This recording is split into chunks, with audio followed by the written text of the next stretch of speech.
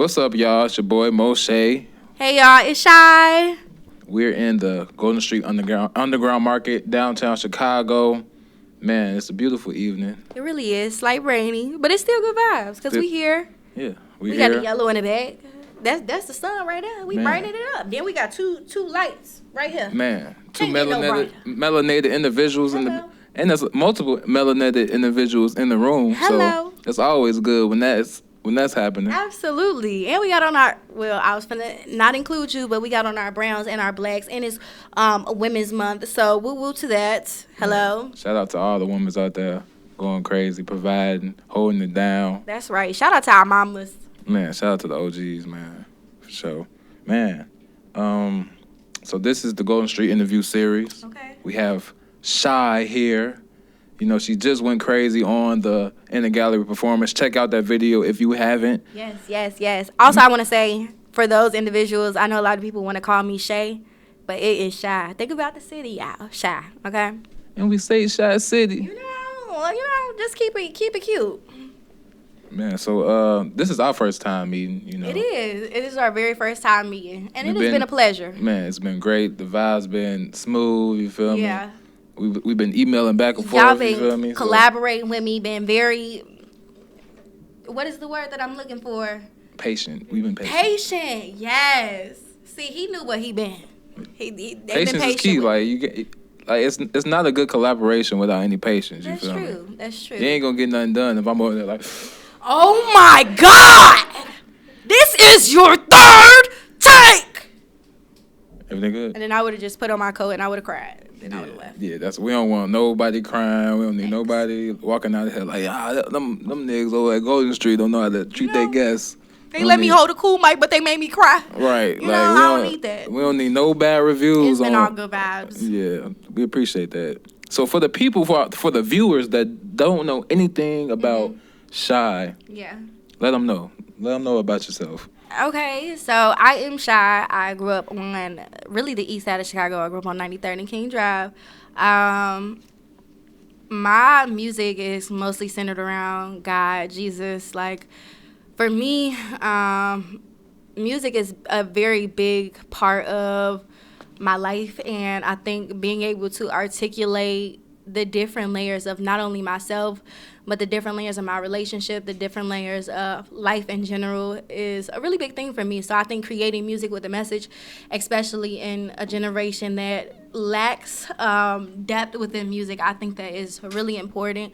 And it also gives me the opportunity to just connect with people on a different level, but also expose them to a different side of God that they may not know. So I just be grateful to be able to do that. I am a creative in all forms, aspects, shapes.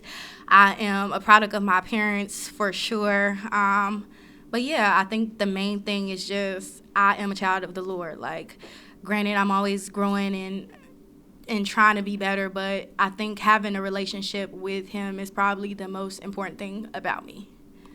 Yeah, that's definitely important because it's a lot of people maneuvering through the world with no foundation, no guidance. Yeah, and it's hard. Like, when you think about it, like, it's not like, as a Christian, it's not like I've always been here or have always had him in my life. So to be able to see the different aspects of that, of just like seeing my life, what it was like without him, and then being able to see it with him, it's just so much more fruitful. It's so much more loving. It's so much more peaceful. Like, when his word says he gives peace that surpasses understanding, I know that. Like, it's so much chaos that goes on in the world, but it really don't faze me. Like, granted, it's real, but it don't faze me because 10,000 may fall on my right, 10,000 may fall on my left, but it won't dare touch me. Man, that's not. Can everybody snap to that one? Cause that's definitely facts. Cause I'm the type of person that the same way. I don't really allow what's happening around me to affect my personal life. Cause there's so much to worry about in the world. Exactly. Like, and within myself, I got a lot of things. Hey. You feel me? So you trying to figure out your own stuff every single day. And I think it's another thing with just like everybody's going through things. Everybody got their own things that's happening in their world. So just, finding God's love and being able to share that, giving people grace when it's needed, because we all humans and we have our days and we're not perfect. So I think as long as we able to share his love, give some grace and mercy, well, give some grace, you good. Yeah, Because it always come back. definitely. Picking off with that message, as far as just the mainstream media and like the messages, the different messages being promoted through mainstream media, we don't see a lot of righteous Yeah. messages and a lot of people promoting just seeking God and seeking Yeah. righteousness and doing right. How does the message within your artistry promote righteousness? So for me, I think it always starts with honesty. So for me, I never want to be one of those people that just come out like, all right, y'all, I'm Christian, I'm perfect, I got my stuff together, I ain't sinned in 20 years. It's just not the case. Like, I feel like the truest thing that I can say is, like, in my relationship with God, I'm honest. I'm not perfect. I have not made it to full sanctification because that purification process is all throughout life. But I think that I try to keep his word as a root. Always just implementing his word. I think that's the biggest thing, not going based off of opinions or what it is that I believe, or not necessarily believe because I believe in his word, but not what it is that are my opinions, but just implementing his word. What did he say? What does his word say? And implementing that truth within what it is that I create, because his word will not come back void. So anything that I put it in is going to reap and bear fruit. So that's the main thing. Yeah, that's definitely fast because, I mean, music and TV, visuals, all that stuff plays a huge part. And if you're taking that in as a viewer, it definitely plays a part on just your personality and your character and your day-to-day walk.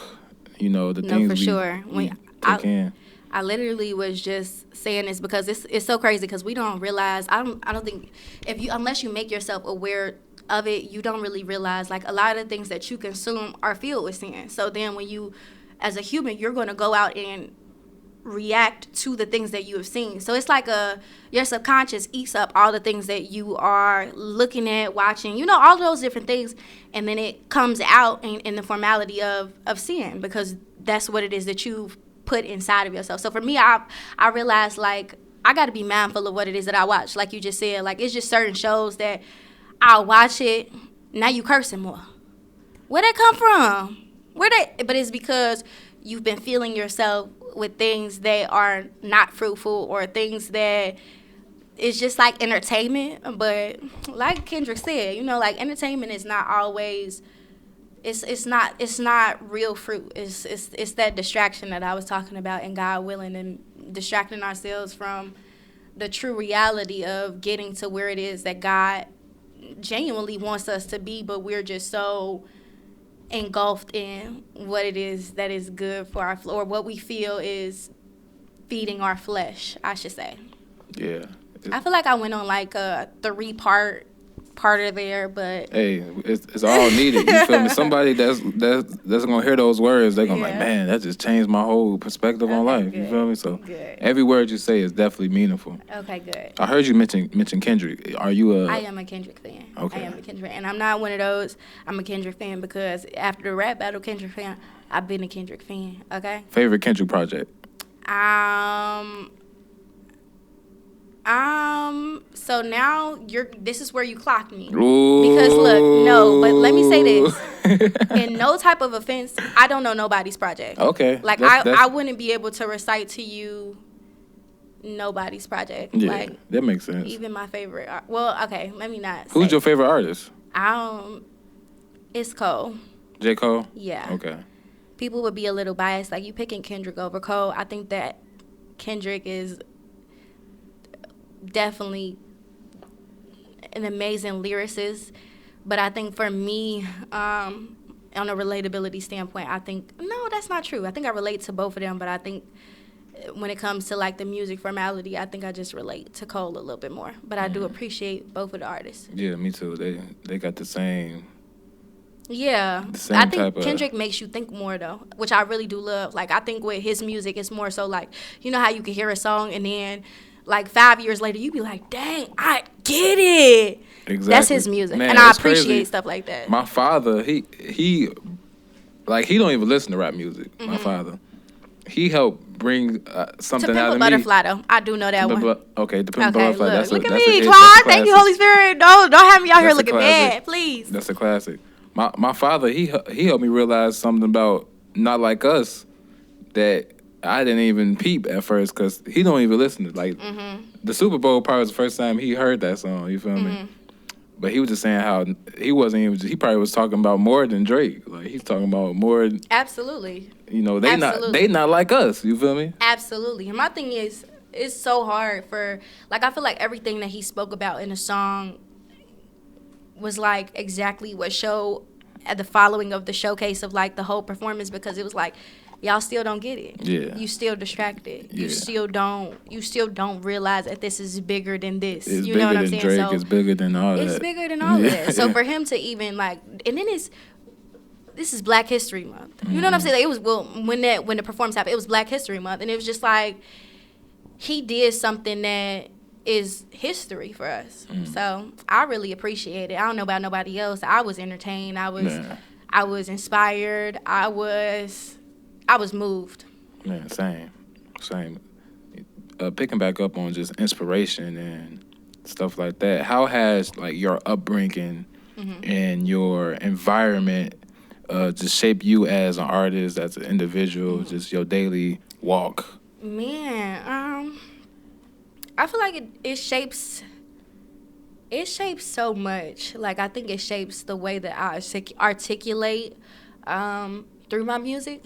I have parents who are, like, my mom, she's very outspoken, very much like I'm her in a different body. So it's like very outspoken, very like, you know, all of those different like big and bright and, you know, like all of those different things. And then my dad is more so like this laid back type of vibe, but he's also like interesting, you know. So it's just like, I think having my parents and the aspects of them that I've gotten, but also the environments that I've been in, and just knowing the ways in which I converse with my family or my friends, or just growing up, like when you lived in Chicago and you had family from Chicago, it's just different. Like the way we communicate is different. The way we show love is different. The way we talk about each other is different. So I think that it all plays a role in how it is that I kind of like formulate and articulate my music, because I think one of the main, I always want to attract to not just my generation, but the younger generation. And I really do have like a heart for the men. Like, I feel like the men in this generation, they have so much purpose, and even our women, but it's just like sometimes we're not able to see that. So I think through my music, I really try to a lot of times relate in ways, or just implement things within my music that I know will be relatable for them, so that it can give them a different outlook to look at things in a different light, you know? Yeah, that's important when you're trying to really expand your audience too. Yeah. And I think it's, you know, Letter from Daughter is about my father. So my father is currently incarcerated, but I think having that experience, it really does play a role in my relatability to other people, because it's so many people with that experience and that life story. But it's like having that, it gives you a different like grit to your music, because it's like it's real life, and you know what I'm saying, and you relate to people that have been in circumstances like that and just have never been able to formulate like, oh dang, I do feel that way, but I never heard it out loud. It's all good. Hold on, it's still recording though. My bad. No, you okay.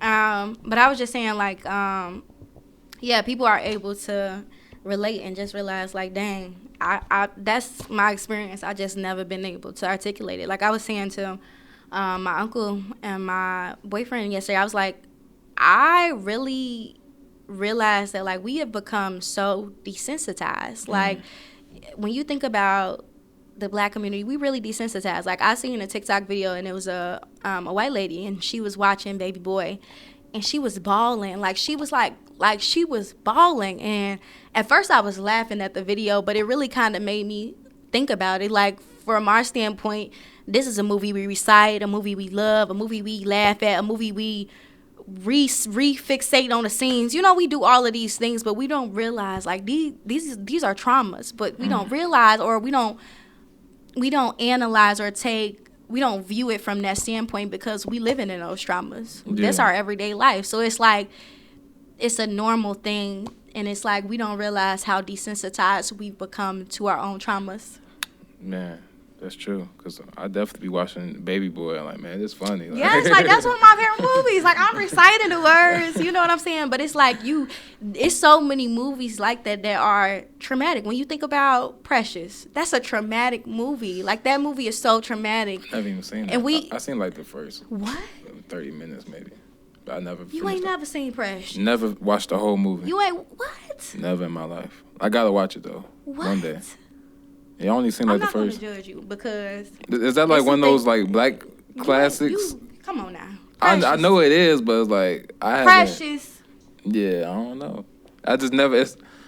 Maybe because I was too young when it came out, and like Shoot, my I parents was probably was about watching it. to Like, oh watch no, it. you can't watch it. So I just never. Oh, you had them parents. That's so Yeah, good for you. yeah. My parents, I'm sitting right next. Let me not put them out there like that. But no, for real. That was That's like, probably why I ain't never seen it. And Yeah. I probably in my adult age I didn't like. it's really a go to very it. traumatic movie. Like it really is. When you think about the context of it, it's like really traumatic. So Yeah, I definitely. I know the gist of it, but Yeah. I just gotta sit down and watch it. yeah, and I feel like movies be hitting more when you're older. Like when it's one of those throwback movies, I feel like they always hit when you're older because Definitely. you understand more. Yeah, you get a little bit more wiser. Yeah. Man, speaking of just,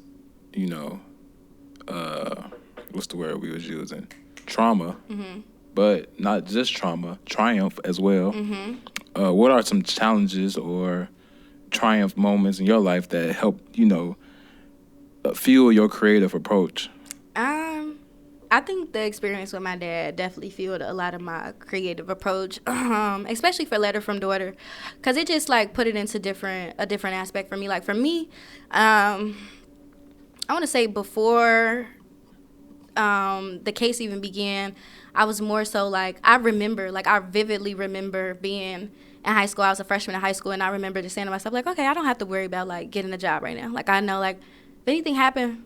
If all fails, my parents aren't going to be there. You know what I'm saying? Like, I'm good. I don't have to think about that. And it's like when situations happen and you watch your mother try to figure out situations that it's just like it's unfortunate circumstances, but it's like you realize how quick life can shift, and you just kind of like open your eyes kind of just open to the reality of what life is and how things can change very abruptly. So I think having that, I thought of it as like a negative outlook, but I really think that it helped me to mature in a way that allowed me to realize that like, okay, girl, that ain't going always, that may not be the case, like, and granted, my parents have always provided and made sure that I've had everything that I needed, but I think that situation kind of lit a fire under me to say like, all right, well, I don't want my mom to be doing this by herself, or I want to be able to help with this, like all those different things. And it's like, granted, I was still in high school. I was a freshman. So it's like you're young to be thinking about it. But I think that it was just a part of my story. It's just the way that it was supposed to go. And I do think that it helped me see a different aspect of life, like the realness of life. And not only that, it helped me mature maybe faster than what I needed to. But I think that it did help me see life in a new kind of like outlook. And then I think also the passing of my grandmother, that really affected me. And I think starting my business out of that, I think it kind of it birthed something beautiful out of that whole thing. And I think for me, I hold so tight to VP Photography. If you all don't know, I'm also we gonna put it out there the way it's supposed to. VP Creative Studio is a content creation corporation, okay? So I'm not thinking small, we're gonna think bigger. And but that started off as a seed. I started doing that in my parents' basement. So, and that flourished into the business that it is now. But I think all of those things helped me to take something that was probably not the best circumstance or situation and make light of it. You know, plant the seed, allow it to grow, water it, and just watch it flourish. Because anything God gives us, He can turn good. So, well, anything God gives us is already good, but anything bad, He can always make good. So, I just, I think I hold on to that, knowing that nothing is so bad that God can't fix. Exactly. Man, that was just powerful. I heard you mention your father and him being incarcerated and just like how that's like a different perspective on just a lot of people don't really go through that process of just seeing somebody they love, get locked up or sentenced. And that's really, that point of view is like no other, you feel me? So, yeah, that's definitely something that can, change your whole perspective on life, you know? And people become more interested in just you as a person when they just hear different things that you've experienced that they may have not, you know? So, yeah, that's definitely powerful. As far as just you as an artist, you have a creative studio, you're a music artist. Any other things that you are into? I really like reading. On my TikTok, I do a lot of like book reading. So I recently started a book club on my TikTok. I've been reading this book called Unraveled by Deanna LaRae. And it's a really good read. It's like God is kind of like, it's like you literally reading what God has written to you. And I really love the book because it's not like blasphemy or anything like that. Like, she just was like writing and was like, okay, I'm gonna act like God. No, like, she used His word. And so it's like a love letter, and it's like it really helps you in figuring out this process. Because I think for me, walking into just my relationship with the Lord, I thought like, dang, I gotta get it right immediately. Like, I gotta figure this out. And it's like, He's so patient, He's so loving, He's so kind. And I think that book really represents a lot of that. And it shows so many different aspects of God that I don't think people get to see or hear it in a way that they've never heard God speak. So I think it's a really good book for people to read. And it's also one of my like hobbies that I like to do. So. Okay. So as far as just, your artistry, music artist, creative studio, reading, when you look at your life, what do you feel like, okay, if I do this, my life I'm good. This is my ultimate goal. If I accomplish this one thing, I'm good. What is that for you? Make disciple of nations and love others. Like, if I do that, if I love others, believe in the Lord, make disciples of nations, I'm good. If I never do anything else, if nobody even acknowledges that or be like, girl, that ain't nothing, I did my part. You said make disciple of nations. Of nations, yes. What does that mean? Meaning that I'm going to spread His word. I'm going to spread His gospel wherever I set my feet. And He's going to take me wherever it is that message needs to be heard. So I just think being obedient to wherever He takes me and trusting in Him, I think that's a big thing. Like, faith is such a major thing in this walk with Him. And I'm just really grateful for the growth that I've made in my faith and just being firmly rooted in who I know my Father is and knowing that His word and His message is true. Man, powerful. Hey, make sure y'all seek God before you tweak out. No, for real. You see it on the wall, because it get like that. Seek God before you tweak out. Man. And even when you tweak out, you can see God in the middle of the tweak out. For real. Man, so we are going into our trivia section. Okay, I like a trivia. The Golden Street interview series. This is our first ever trivia section, so you're a special guest. Yes. It's a special moment in the Golden Street interview series. I like. So it's basically. Do you hear that? It's trivia time. I think it's time. Oh, snap. That was wrong. Y'all had me on the edge of my seat. Like. So basically, in this rapid fire trivia segment, I'm going to ask you just a series of questions. Okay. Fun. Rapid fire. I got to be quick. Basically, I'm going to ask you a question, and you're just going to answer the first thing that comes. Okay. Let's do it. So if you can collaborate with any artist, dead or alive, who would it be? This is supposed to be quick. God, dog it. This I ain't gonna lie, Kirk Franklin. Kirk Franklin. I'm not even not gonna lie Twerk to you. Franklin, Kirk Franklin. Yes. But look, I know a lot of people don't like Kirk, right? I don't get that. I don't know why people don't like Kirk. I don't know why either. Because they don't like Kirk because he ain't one of those pretty perfect Christians. He one of them. Like the Lord know me. You know what I'm saying? He did do a song with Lil Baby. Right. He did. He did. He might do a song with Playboy Cardi too. Please. But I appreciate Kirk because I think he is originator of just starting this Christian rap thing, baby. This one that wasn't having that. You know, like he took a lot of the hits. So I appreciate the music he's created, honestly. Okay, so that's crazy. That's like a thrower because I would have said Cole, but like Kirk was on my mind. Yeah, Kirk Franklin, he'll be a great collaborator. What's a song lyric that perfectly describes your life right now? Song lyric? Mm-hmm. My dreams will never be too big. I just keep reaching more. If God provide the way, I plant the seed and I just watch it grow. Hello.